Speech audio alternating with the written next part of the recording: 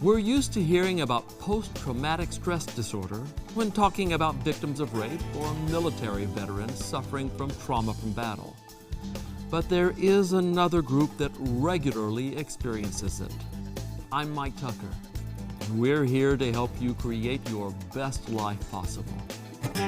This is Lifestyle Magazine with your hosts, Dr. Charmaine Long, Obi DK, Lionel LaMountain, and Mike Tucker. Rob Michaels, the founder and CEO of Serve and Protect, is here today to explain why so many first responders are dealing with PTSD. Welcome. We're glad you're here. Thank you. It's a pleasure to be here with you. Before I go any further, PTSD, post-traumatic stress disorder? Correct. Okay. Now, the state of Alaska is trying to redefine it to being not a mental disorder, but being an emotional wound sustained in the line of duty. Okay, kind of a work-related Work-related. It would change everything. Yeah. Now, tell me about your journey, of where it is that you came from in order to found an organization like this. I was a college dropout surf bum. Good for you. And yeah, I thought so. Yeah. And I took a couple of college classes because I figured I should. Yeah. And a buddy of mine came up to me in Sears, a guy named Doug Smith, and he said, "Man, we need to join the National Guard." Yeah. I said, "We who?" He said, "My draft number's number 1. Oh, wow. I said, "Man, I'm 265. Have a good trip." Yeah. And he goes, "No, come on with me." So he talked me into going into the MP. Uh-huh. And it's my contention that God gives us direction through other people and circumstance. And I thought, okay, so I'll go do that. So I became an MP.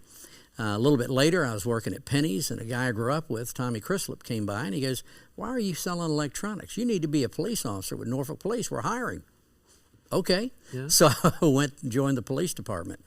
In '78, I heard a guy named Dan DeHaan speak about Columbia Bible College. He was the chaplain of Atlanta Falcons. He had longer hair and a beard, so he had to be cool. Yeah, Yeah, it was the '70s. Come on, Yeah. man. And so I thought, well, I need to do that. My wife says, "I think you need to be called." I said, "I think I am." Went to Columbia, got into radio, got a degree in biblical education.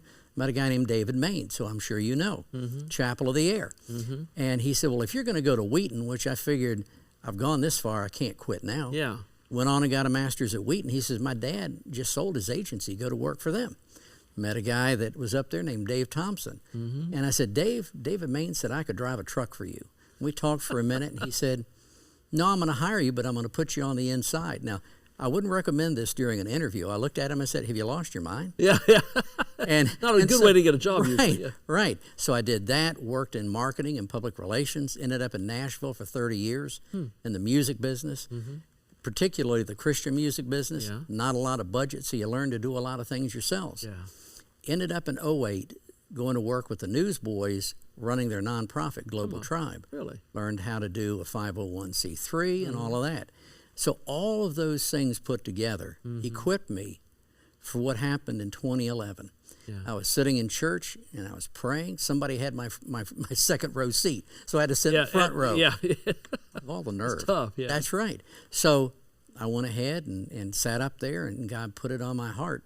This is what you need to do. So I already had all the information. I filed my own 501c3, got approved in 10 weeks, and Lois Lerner signed it. Is that right? That's exactly right. I framed that bad boy. Yeah, I bet. And so did all the incorporation papers and started from there. I like to say that it took me 41 years. That's a year longer than it took Moses. Yeah. It would give a career planner nightmares, but it was God's plan to recalculate my route to get me where he wanted me to go to do what he wanted me to do. So what does your foundation do? Well, we work exclusively with public safety. Now, I say exclusively. Every now and then we get calls from veterans. But predominantly our whole focus is threefold: to educate about post-traumatic stress, to facilitate, help them find trauma services in their area that takes their insurance, that understands their job. Right. We interview every therapist before we make a referral. And then what we try and do is work with them in recovery and help them on the backside if they go into residential care to get connected with a therapist on the backside for a continuum of care. And then there's a certain amount of activism that we do. When something happens and an officer's wrongly accused or wrong statements are made, then we do what we can to correct that. I've had articles published in Fox News and the Daily Caller and stuff. That's what we do. We serve families and save lives. That's exciting. I know that right now a lot of our first responders are under fire. Yes, sir. And that's not to say that mistakes have not been made on both sides. Correct. We admit that. Yes, sir. But there are a lot of really good people working as first responders who are under the gun, so to speak, whose lives are at risk and whose health has been negatively impacted by the circumstances of our world today. Is that not right? Every 17 hours, a police officer commits suicide. Now, those are active guys. We have no clue the suicide rate among retired guys. 85% have some symptoms of post-traumatic stress. And 85% is an interesting number. I mean, that's huge. well, I'm going to tell you it's 100%. Yeah. Because you can't unsee things that you have seen. I remember clearly the first fatality I worked. My field training officer was an ex-Marine, and we pulled up on the scene of an accident. Go see what's going on. So I did, and went up there, and there were 6 people in the car. 5 of them were dead because their necks were snapped. That was my first accident. The last one I worked, I was a detective, and I saw in the distance a car spinning on its roof. Oh, my. Called it in and went over to the Volkswagen pinned against the telephone pole that was hit by the guy, a drunk driver. It was an 18-year-old college freshman. I put my head in. I heard her breathe her last breath. Oh, wow. Car was this wide. Yeah. You don't unsee those No, you kinds don't. of things. You don't. I don't think that people who have not gone through something like that realize the impact that has on you. And although I've not worked as you have as a police officer or in those settings, I worked for years as a hospital and hospice chaplain. I've attended over 500 deaths. And I can remember at times with the hospital driving home at 3 in the morning after having handled my 3rd or 4th death of the night, just weeping out loud. Yep. Just weeping, letting the pain go. When you see those things, when you experience those things, you see the pain of the individuals and their families. It changes you, doesn't it? It absolutely does. And you know, and it's not just first responders or military Yeah. or those in your position. Yeah. Women who have been assaulted. Yes. Domestic violence victims, children who have been assaulted. Anytime, trauma is nothing more than a normal reaction to an abnormal circumstance. And that's what people deal with. It can give you nightmares. It can cause you to wake up in the middle of the night. It can cause you to weep. It can cause you to do many things. Now, addiction's not one of those things. No. That's a byproduct. It's a byproduct, yeah. Yes. So anybody can have post-traumatic stress. Yeah. Well, post-traumatic stress is called a disorder, but I think you're right. That really ought to be referred to more as a brain injury caused by something you've seen or experienced, the trauma that you've gone through. I call it an emotional wound. Yeah. You know, an invisible wound. Yeah. Because you can't see it. No, you cannot. And, you know, if a guy pulls up in an accident and he sees the car smoldering and he breaks the glass and he reaches in, cuts his arm, they'll bandage that up. There's a protocol to follow up. Right. What if he looks in the back seat and there's a dead baby? Yeah. Then That's an emotional wound, and typically they'll do a checkbox and go, yeah, we did a critical incident response. But if they don't follow it up, that's when we have a problem. And our first responders see things like this on a day in, day out basis. That's exactly right. It's not a singular incident, though it can be. Yeah. But more than that, it's the continuum. It's over a period of time. They see I talked to one guy that was a state trooper. He said, I've seen 150 fatalities. Yeah. He said, you know, I remember those. Yeah, you do. You do. That is an incredible injury, I think, to the brain and to the emotions. Absolutely. And so I'm glad that you're doing this work. We need to take a break. We'll be right back with more right after this. Lifestyle Magazine. We'll be right back.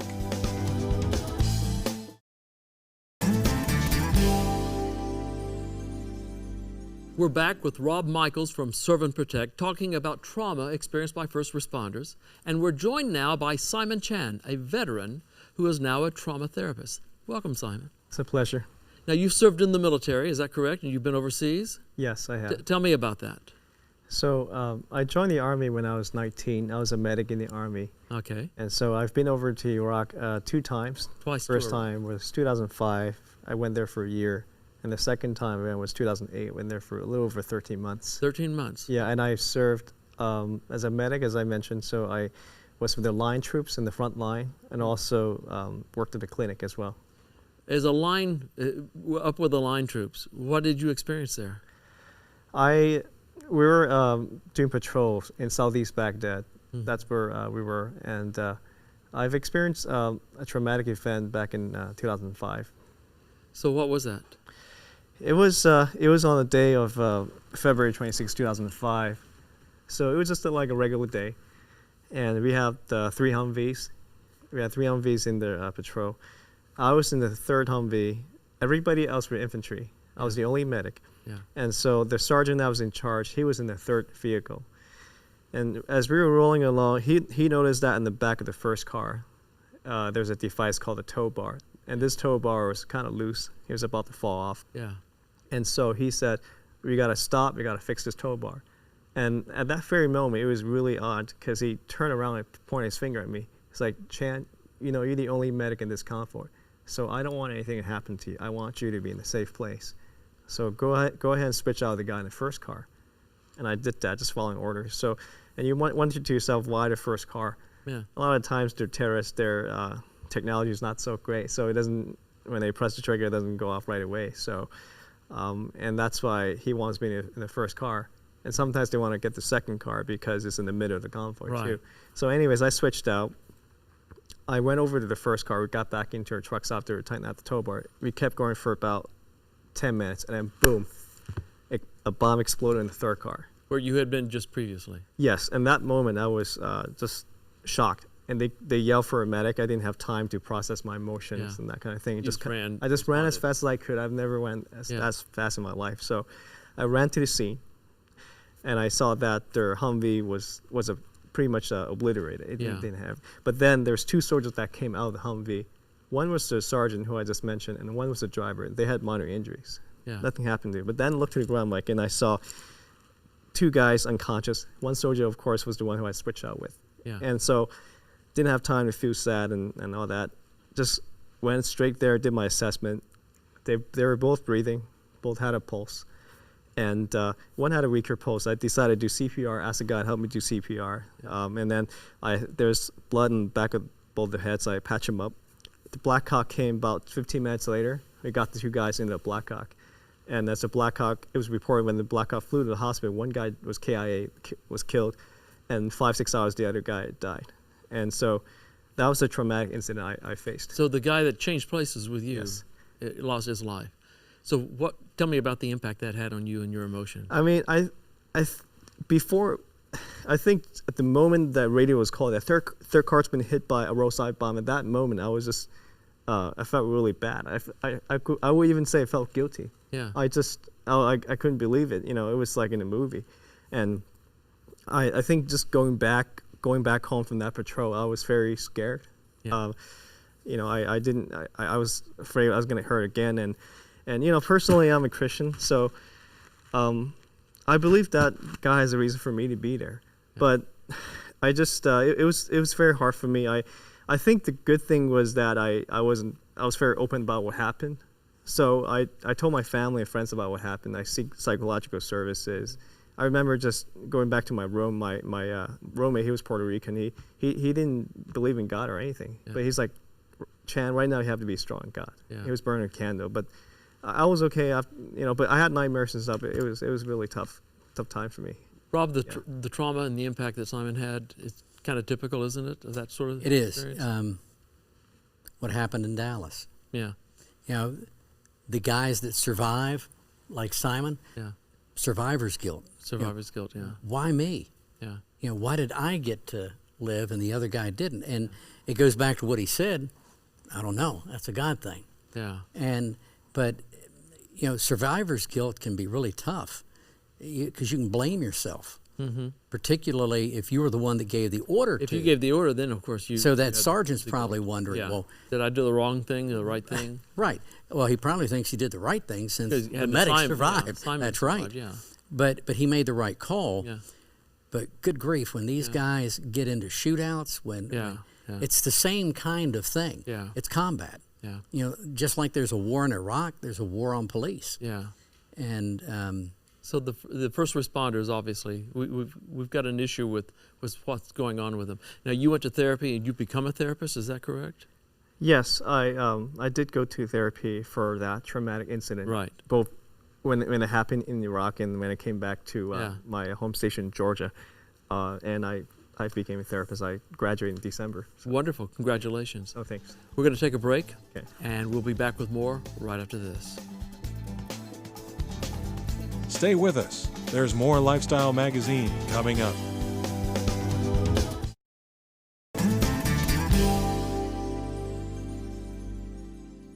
We're talking with Simon Chan and Rob Michaels about first responders and their dealing with PTSD. Simon, tell me, what are some of the symptoms of PTSD? Well, Mike, some of the major symptoms of PTSD are flashbacks, Okay. paranoia, such as just being over vigilant, nightmares, and just not be able to function daily, such as work, social, that sort of things. Not being able to function, kind of withdrawing or... Yeah, especially just withdrawing socially, just Okay. wanted isolating because the inability to trust them. If you suspect someone, like a family member or friend, has PTSD, how do you recommend approaching them about that? Don't approach them as if they're somebody different. Just going there as a friend would, you know, even as a family member, just trying to neutralize the symptoms that they have, and just ask them what kind of feelings they have. And I think as a therapist, I think the most important thing is to ask them, do they have any suicide ideation even? Yeah. So. You know, it seems like whenever we hear, or I've been hearing about PTSD recently, it's always associated with some act of violence. What are your thoughts, or what would be your response to that? It doesn't sound like that's always the case. You mentioned the police officers. Sometimes the people involved in that, they say, well, they had PTSD. And it could have been a house fire. I mean, it could be the loss of a child. You know, things that shock your soul. You know, being involved in a tornado or a hurricane. Trauma, I mean, defined, is a normal response to an abnormal circumstance. So whatever that might be, that's what trauma is. But it doesn't always cause you to become violent. No, not at all. Okay. People respond to trauma in different ways. You know, Simon was talking about how he had the support group and all of that. With police officers, the problem is we're tough guys. You know, so we're worried about what our image will be. And then you worry too. Well, it's coming up on promotion time. Yeah. If I tell somebody, are they going to drop the dime on me and tell them I'm weak? You see, there are all kinds of things like that. Families know, though. Yeah. And PTSD, it doesn't just occur like for policemen and first responders, but Correct. any family that's had a sudden loss that maybe was not expected of another family member, that itself creates a brain injury, so to speak, and the trauma experienced with the brain. Well, and So, unresolved grief. unresolved grief, all of that falls into that same Yes, sir. category with similar symptoms as well. Now, alcoholism, drug abuse happens frequently with people suffering from this disorder? Well, I would say that it's using alcohol and using drugs or any type of it's a way to it's an outlet, and because they don't necessarily have someone to talk to or they don't feel comfortable talking to somebody, that could be the routes that they take into. Well, and it's not always the case. Not everybody that has PTSD has an addiction. Yeah. And the addiction doesn't always have to be a substance. It can be pornography. Yeah. It can be physical fitness. I mean, you see these guys that bulk up. Obviously, I'm not one of them. Yeah. But you know, addicted to certain things just to divert your thoughts, because that's Divert really the what's thoughts, going on. Yeah. You get sleepless, you get anxious. Yeah. And Then what's the pathway to healing then, to recovery with PTSD? Now, as far as the therapeutical perspective, there's different types of trauma therapy. There's one called EMDR. I received that when I came back from Iraq. It was useful.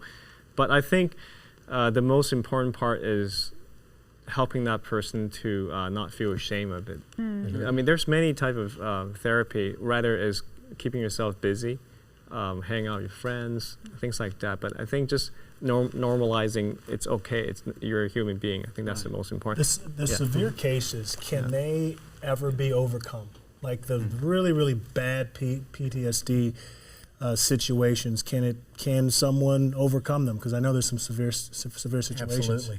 I had a guy that was involved in 2 shootings, and he struggled for 20 years.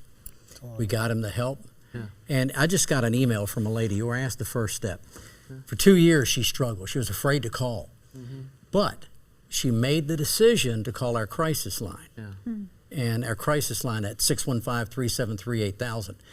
That number, people answer the phone that understand their job and help them get the right treatment. Making that they the need. call is the first step. Absolutely. Was that person who... I'm going to interrupt you. I I'm got a sorry. break. Go No, ahead. that's all right. You couldn't tell. You couldn't say. We're going to break right now. We'll be back in just a moment. Stay tuned for more Lifestyle Magazine.